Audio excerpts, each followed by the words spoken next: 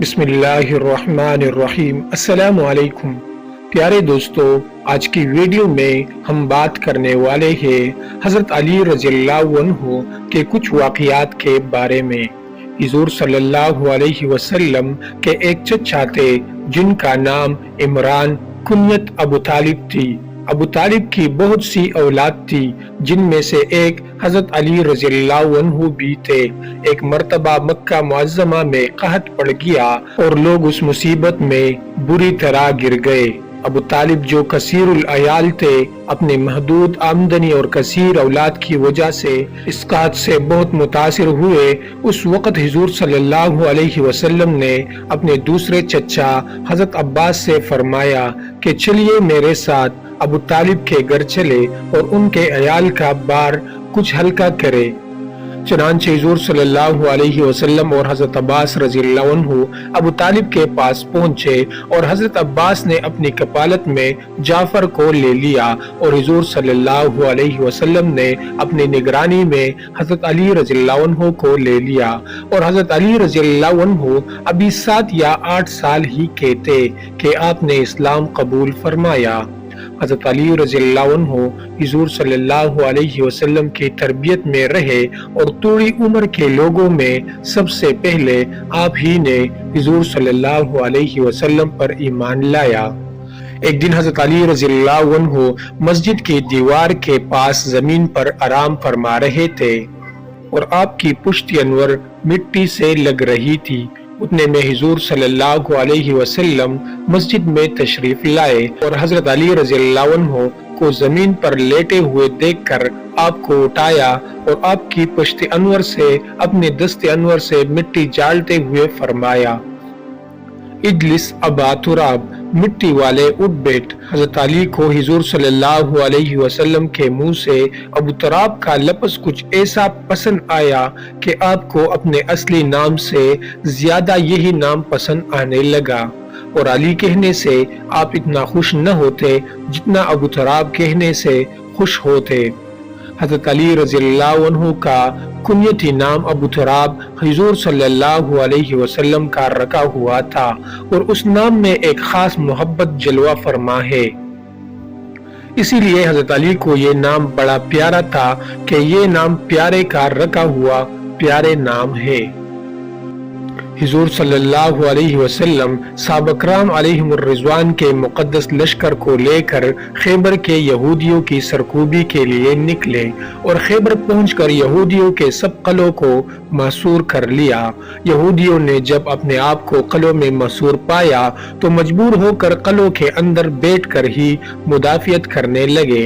یہودیوں کو اپنے ان قلعوں پر بڑا ناز تھا، لیکن اسلامی شیروں نے ان کے تیروں اور پتھروں کی ضد میں رہتے ہوئے آگے بڑھ کر قلعہ نام کے ساتھ اور بھی 2 قلعے فتح کر لیے۔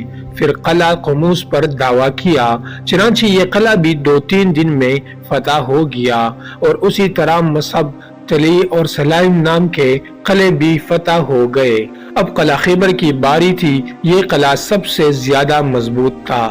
اس کی فتح کے لیے بڑی کوشش کی گئی، مگر یہ قلعہ فتح ہونے میں نہ آیا۔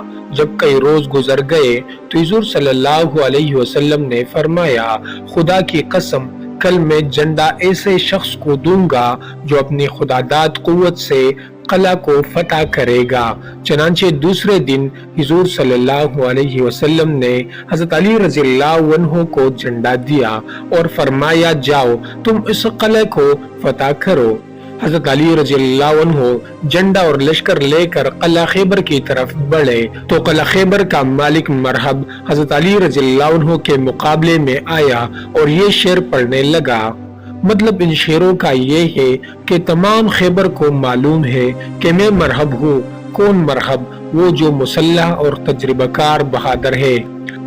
حضرت علی رضی اللہ عنہ نے مرحب کا یہ شعر سنا تو آپ نے جواب میں یہ شعر پڑھا، یعنی سن او مرحب، میں وہ ہوں جس کا نام میری ماں نے شیر رکھا ہے، جو جنگل کے شیروں کی طرح مہیب ہے۔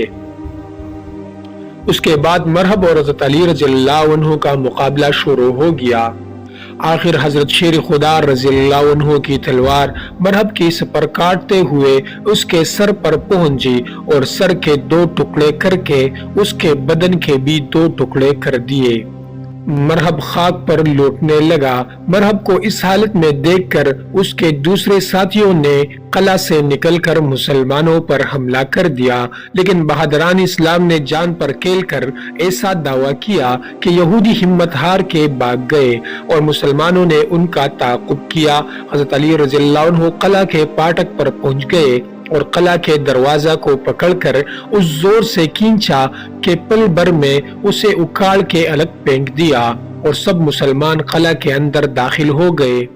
مسلمانوں کی اس یلغار سے یہودیوں کے چکے چھوٹ گئے اور قلعہ فتح ہو گیا۔ حضرت علی رضی اللہ عنہ بہت بڑے بہادر تھے اور شیر خدا تھے، اور یہ سب کچھ حضور صلی اللہ علیہ وسلم کی عطا اور آپ کا صدقہ تھا۔ اور یہ بھی معلوم ہوا کہ مغرور کافروں کے مقابلے میں ان کا تکبر و غرور توڑنے کے لیے اپنے اوصاف کو فخریہ طور پر بیان کرنا جائز ہے، اور یہ بھی معلوم ہوا کہ ان اللہ والوں میں بہت بڑی طاقت ہوتی ہے۔ جو وزنی دروازہ کئی آدمی مل کر کھولتے تھے، حضرت علی نے اتنا بڑا دروازہ اپنے ایک ہاتھ سے اکھاڑ کر پھینک دیا۔ ایک مرتبہ حضرت علی رضی اللہ عنہ کی ذرا چوری ہو گئی اور یہ ایک یہودی سے برآمد ہوئی۔ حضرت علی نے اس سے فرمایا کہ یہ تو میری ذرا ہے۔ یہودی نے کہا اگر آپ کی ہے تو دعویٰ کیجئے اور کوئی گواہ پیش کیجئے۔ چنانچہ حضرت علی شیر خدا رضی اللہ عنہ نے حضرت قاضی شریح رضی اللہ عنہ کی عدالت میں دعویٰ دائر کر دیا، اور حضرت علی رضی اللہ عنہ اور وہ یہودی مدعی اور مدعی علیہ کی صورت میں عدالت میں پیش ہوئے۔ قاضی نے بغیر کسی رعایت کے دونوں کے بیان لیے اور حضرت علی سے گواہ طلب کیے۔ حضرت علی رضی اللہ عنہ نے اپنے صاحبزادے امام حسن رضی اللہ عنہ اور اپنے غلام کو گواہی کے لیے پیش کیا۔ بیٹے اور غلام کی گواہی حضرت علی کے نزدیک جائز تھی، مگر قاضی صاحب کے نزدیک جائز نہ تھی۔ یہ مسئلہ امیر المؤمنین اور قاضی صاحب کے مابین مختلف ہی تھا، اس لیے قاضی صاحب نے اپنے اتحاد پر عمل کر کے حضرت علی کا دعویٰ خارج کر دیا۔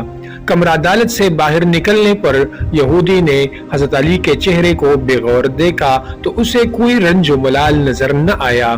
یہودی دل میں سوچنے لگا کہ حضرت علی نے خلیفہ وقت اور اسد اللہ ہونے کے باوجود اپنا دعویٰ خارج ہوتے ہوئے دیکھ کر کوئی غصہ نہیں منایا، اور آپ مطلق برہم نہیں ہوئے۔ آخر کس چیز نے انہیں اس بات سے روکا ہے؟